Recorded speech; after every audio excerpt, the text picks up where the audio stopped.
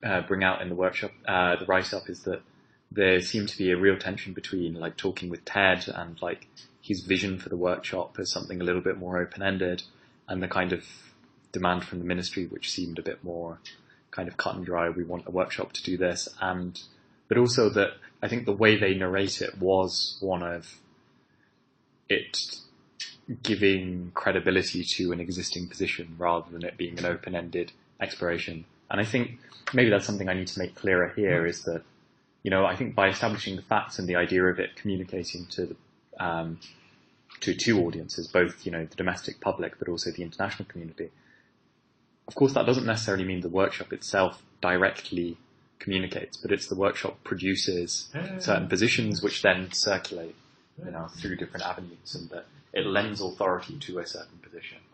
And I think, but I think you're right. I have to be clear that that's not why. It's not that every person who participates in the workshop buys into that framework. No. Yeah.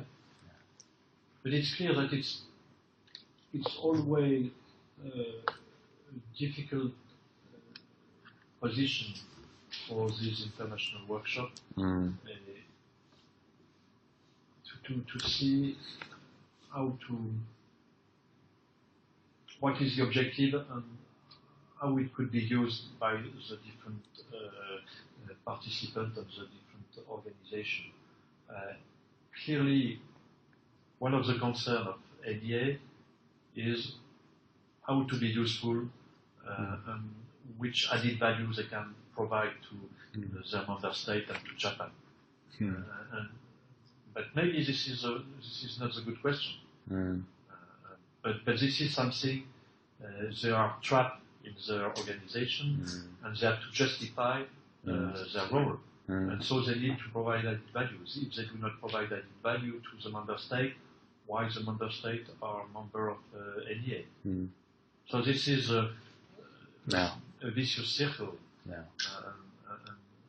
on the other side, a large number of countries were interested to better understand what was going on in Fukushima, and at the same time, they were in position to say, okay, we have knowledge, we want to deliver knowledge to the other. So this is always this tricky position. But this is good to have.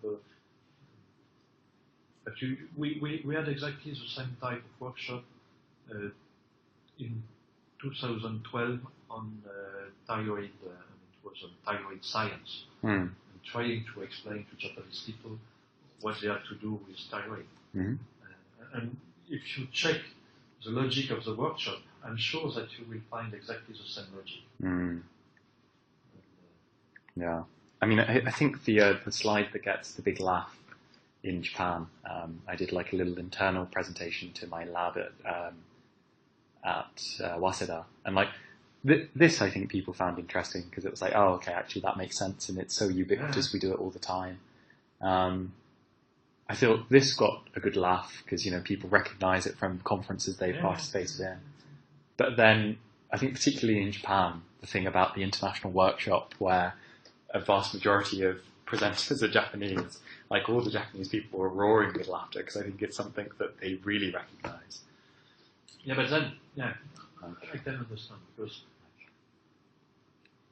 there was an ambiguity because to do an international workshop explaining largely what had been done after Chernobyl,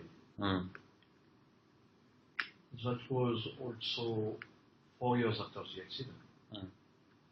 And so for a large number of people, what had been done after Chernobyl was already known. And their main concern was to know what was going on in Japan. And so it's why the first point for a large number of them was to come to Japan to better understand what is going on. And it's why session 1 and session 2 were much more interesting for the large number of participants who were from abroad and not from Japan. And then for Japanese people, it's clear that that was not the same. I don't know if it was the same position, because my feeling is that some of the Japanese people were happy to share their experience. Yeah, I think so. But then, of course, we can question. That was an international workshop on the Fukushima situation. Yeah. Like that was our understanding. Right. And I mean, I agree with you. I don't think that it's strange in some ways. I think the way that I've kind of lectured it previously is like, well, if you think about the objectives, where two of them pertain to, the status of remaining challenges, like these are questions specific to Japan, and it's not really a surprise that a lot of the expertise on that is going to be within Japan. That's not strange. I don't know how you could fulfill those objectives without putting lots of Japanese presenters in.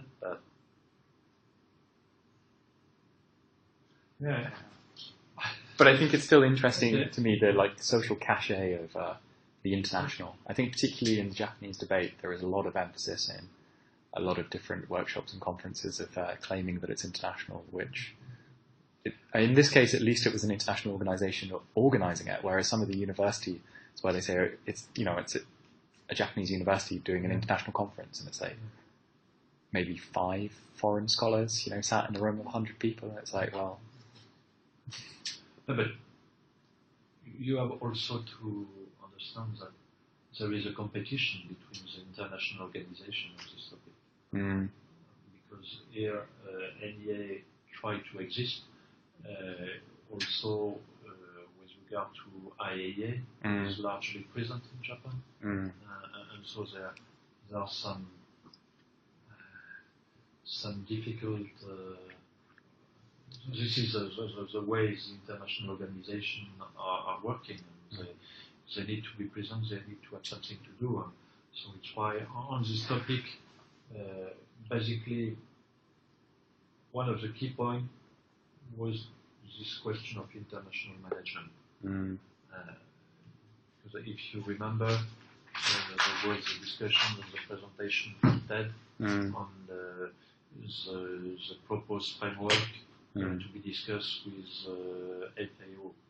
And that was one of the political challenges. And this task is still going on. Yeah. Because their position seemed fairly contradictory.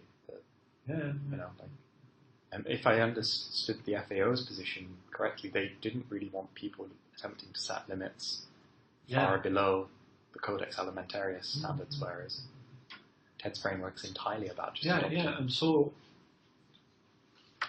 that was an opportunity to try to brainstorm about this international position and in which way it could be debated, and if the argument and the position are supported by different governments, and notably one of the key points was to get the support of Japanese government in this context.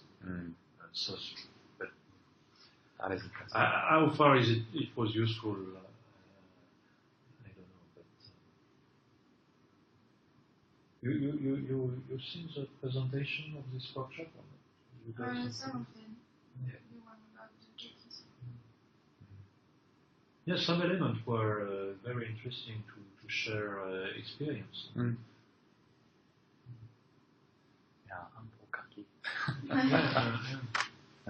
clearly the field visit were quite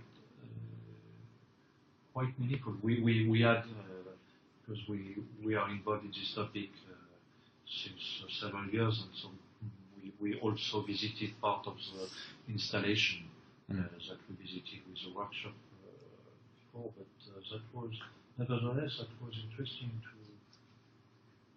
to see all this process and all the monitoring system that always allow to better understand what are the efficiency and the difficulties and the challenge of all the systems. With regard to that, for me, the workshop was fruitful. Then, to be honest, how far